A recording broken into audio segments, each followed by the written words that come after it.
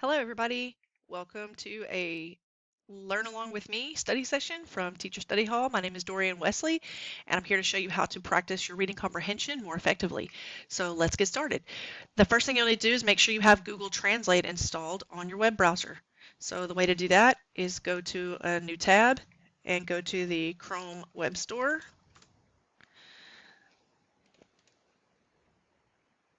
Then you're going to look for Search the Store and type in Google Translate. This is a great feature, and I'll show you how it works in just a minute.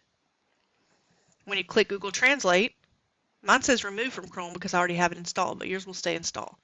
So go ahead and choose that and install that on your bar up here. And if you don't see it, you may need to click your puzzle piece and make it show up by pinning it.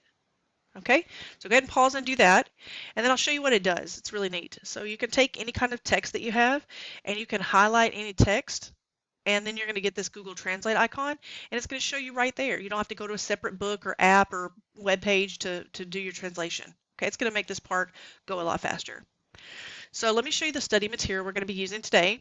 I'm using an article from Global Voices. If you go to es.globalvoices.org, this part right here, you're going to find a lot of news articles and topics in Spanish. Okay, so you can choose what topics you want to learn about, or if you want something specific, but any of these are the right academic Spanish level that you're going to need to practice. Okay, so I just chose one at random, and I'm going to start working through it, and I want you to work with me so you can see the process that I use and that I recommend that you use in order to increase your reading fluency, your comprehension, and also your vocabulary. So let's get started. I'm just going to start reading, and I'm going to read in what I call Spanglish. It's just whatever word comes to me first. Sometimes it's the Spanish word, sometimes it's the English word, and what's important here is that you keep 100% comprehension, okay? So you say whichever word comes to you first, you can mix it up or read in one language or the other, it doesn't matter, just as long as you're keeping that comprehension level really high. If you get to a word that stops your comprehension, then you're going to pause, okay? I'll show you what this looks like. Okay, aunque no son del todo obsolete, the audio tapes are losing su atractivo como solución de almacenamiento de audio. Okay, I don't know this word here, so that stopped my comprehension. I understand all of this, but then we get to this word and I'm not sure. So I'm going to look this up. Storage. Okay, so I don't know that word, so I'm going to copy that, and over here on my vocabulary to practice, I'm going to put that in right here. And I want to keep source formatting. Okay. So I'll show you what to do with this later, but right now I'm just going to look this here, and I'm going to write beside it that it means storage. Okay? I don't want to automatically capitalize that, so I'm going to undo that. Okay. So then I'm going to keep going. Now that I know it's storage, I'm going to see if I understand more of it now. Okay? Están perdiendo su atractivo como solución de storage de audio a largo plazo. That's another phrase I'm not familiar with, a largo plazo. So I'm going to check that one out. Long term. Okay, did not know that one. A largo plazo. Long term. Got it. Okay, so long-term audio storage. Muchas de las comunidades de las naciones originarias de Canada, I think that's original nations of Canada, in British Columbia, have in their possession cientos de cintas de audio llenas con horas y horas de grabaciones de relatos antiguos. This is ancient tales, ancient stories. Yeah, got it. Canciones tradicionales y otros elements, key elements of their culture. Debido al cambio que deja atrás la tecnología análoga, okay, I'm starting to get lost here. Owing to the change that deja atrás, left before analog technology. Deja atrás, let's look at that phrase. Leave behind. Okay, so the change that analog technology is left behind. Okay, so I'm going to use deja atrás as a word that is a phrase I want to have under my belt. I want to be more familiar with that phrase so it doesn't trip me up next time. So even if it's something you feel like you should know or you probably did know, just don't judge, okay? You don't know it, move it over, okay? And you may have nothing by now. You may know all these words, and that's fine too. You're doing it for your personal self. I'm just showing you the process at the skill level I have. Yours will be different, okay? But now I understand 100% of this article, okay, so until this point, okay? Analog technologies left behind. Okay, les preocupa que mucho de este conocimiento pueda perderse, okay, much of this knowledge will be lost, si no encuentran estrategias adecuadas para transferir sus conocimientos a formato digital. Okay, so I'm kind of keeping in my mind what's happening in the article as I'm going. So this is saying that people are concerned that this knowledge is going to be lost because, unless we find strategies to transfer that knowledge to a digital format. Okay, un proyecto llamada indigitization ha intervenido, I know that's intervened, that's a cognate, para proporcionar fondos y capacitación para que estas comunidades de las original nations puedan digitalize their audios and like this, preserve them for future generations. So I understand 100% of this. Even though I had a little bit of stumble, I still understand what this is saying. So we keep going. Este proyecto de colaboración entre this organization, and 3 national origin communities. So the reason I'm not reading this specifically is because you don't get points on the exam for reading each individual word. And if there's a question that comes up where I need to ask myself, what were the organizations that were collaborating for that? Then I can come back and look here, but I don't have to struggle to be like, Centro de Aprendizaje Irving K. Barber, Consejo de... It doesn't matter, right? So I see that they're talking about this project is a collaboration between these organizations. So I'm just going to say, este proyecto de colaboración entre some organizations and 3 communities, right? And then I'm going to go to this part.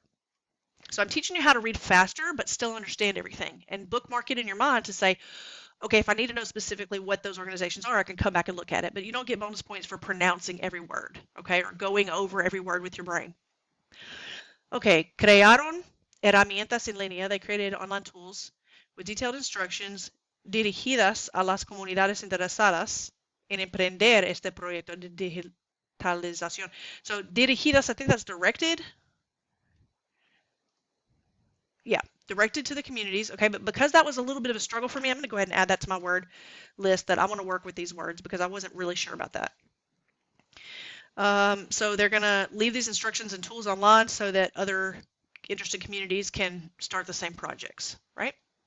Okay, so I'm checking on this one to make sure. Undertake. Oh, that's a good one. That would be a very good academic vocabulary to use. So even though I figured out what the meaning of the sentence meant, I'm going to go ahead and add this one because I think that might be useful to me later. Okay?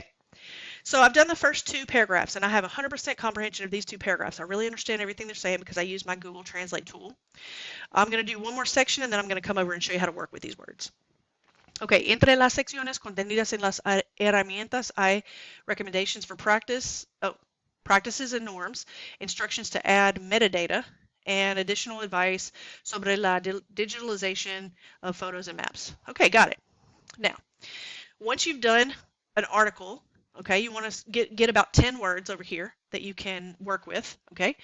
And then you're going to start doing something with these words. We don't just want to list them and that's it. We want to work with them so that they stay in our brain, okay? So what I'm going to recommend to do is I'm going to try to write 3 sentences that use this phrase, almacenamiento, okay? So the first one I can say is, let's see, storage. Necesito más almacenamiento en mi aula. Okay, and I'm going to try to use some kind of educator context, right? Some kind of education context because that's what's going to be on the test, more or less. Okay, so what I'm going to do is I'm actually going to dictate. I'm not sure if it's going to do this with my microphone on because sometimes it'll conflict, but you can dictate it and that way you get practice speaking and it'll write it out. So let me try that. Necesito más almacenamiento en mi aula. All right, super. So it didn't catch mi aula. That's okay. Aula. Okay, but that's a good way to practice speaking, so you can dictate instead of having to type everything. Just use this dictate button on Microsoft Word. Okay, what's another one I can say? Let's see. Los directores provieron almacenamiento para cada estudiante en la escuela. All right, so you can see it's, it's getting more or less, but I still have to go back and fix. Para cada estudiante en la escuela. And part of this may just be that it's set for English still, so. Oh, escuela. Okay, so I've got 2 sentences here, and I can think of a third one, right? Maybe a question, just to be a little different. Provieron, and I want to make sure this is correct as well, so I'm just going to, not lost, los directores. So let's see. if I can go back and translate this. So I right click and I translate it so I can make sure that this is going to say the directors provide from English to Spanish. So you see how I'm using my tools here to help me practice. And you can be very focused and do this in an intentional way. I'm not just sitting and reading a book with no purpose. I'm doing something with the things I'm learning. The directors provided. Okay, that's perfect. Okay, so now I've got my sentences, and if you need one more and you can't think of it, okay, you can't think of a sentence or you're struggling to get enough, what you can do is you can go to SpanishDict.com. This is a website you should be familiar with. It's got really great translation. It's better than Google Translate, in my opinion, because I'll show you why. So I'm going to use this phrase, almacenamiento, and I'm going to look it up. And then I'm going to look here for examples. First of all, it tells me what kind of storage it is, and here's an example sentence. El sótano funciona principalmente como lugar de almacenamiento. And then I'm going to read some examples here. And it has a bunch. Look at all these, going all the way down, all the different ways it can be used. 3 pages of this, okay? So I'm just going to pick one of these. Let's see. El espacio bajo la escalera se utiliza como un almacenamiento. And now I'm seeing that this word almacén, I know that word like cabinet or cupboard, so I could have figured out that this was storage if I'd thought about that. So because I found that's a way for me to remember it, I'm going to highlight that part up here so that when I see this word the next time, that's going to stand out to me. Okay, almacén, because almacén, let me just double check and make sure that I'm right. Warehouse or store area, storage room, right? So especially in the kitchen is where I've seen that word. Okay, so you see that I did my work with this vocabulary word. I finished this one. Okay, I did this first one. So I'm going to go ahead and bold it to say that I've done it. And then I go to the next word. A largo plazo. Okay, what can I say for a largo plazo? I need 2 sentences with a largo plazo. Okay. La sustituta trabajará en mi clase a largo plazo, right? So maybe I'm going to have some kind of long-term absence. Let me try that one. El sustituto va a trabajar. No, I want to go back. Let's do that again.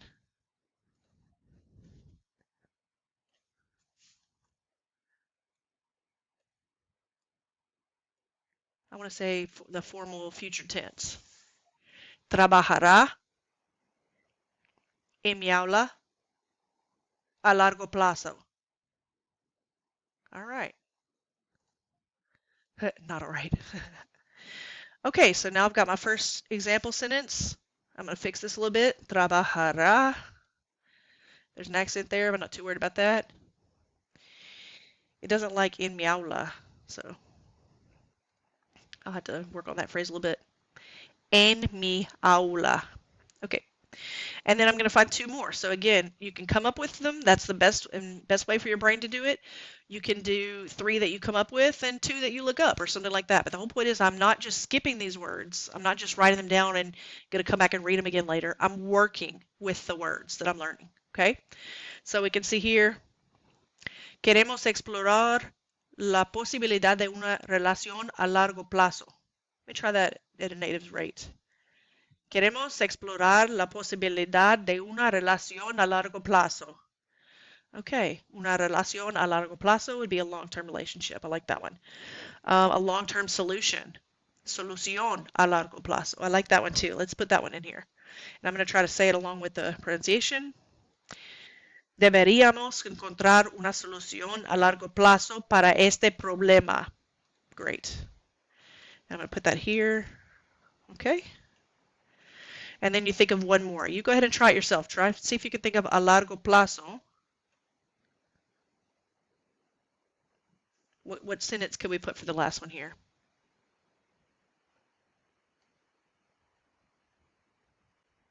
Okay, so you see how this works? So when I finish, at the end of this, I'm going to have a list of vocabulary that maybe I'll have 10, 15, 20 words that I've made sentences with, looked at examples, and I really understand. Then when I do this activity again tomorrow or the next day or whenever I do my work on my reading again, before I get started, I'm going to go back and review these and see if I remember them. In fact, I'm going to go ahead and highlight this in black so I can cover it up and then just review it if I need to. If I'm not sure, I can take this off and then I can see what the word is under there. Okay, that way I can practice tomorrow and make sure I remember these. Okay, so this is how you work with vocabulary that you have gathered from your reading. Okay, so I hope this was very helpful for you. I'll continue to do this for about 30 to 45 minutes, depending on where my focus is. And don't forget, as you get closer to the test, you need to work on making it up to an hour of reading, of focused reading time, because on the test, you're going to be reading for 70 minutes. So if you only ever practice for 20 or 30 minutes, your reading stamina will not be there mentally. You'll burn out. Okay, you'll run out of brain juice. So make sure that you're practicing for longer and longer periods as your test approaches, and you should be reading up to an hour the week before your test. Okay? All right, I hope this has been helpful. Thank you so much for learning with me. I'll see you next time, and if you need more studying help, be sure to visit me at teacherstudyhall.com. Happy studying!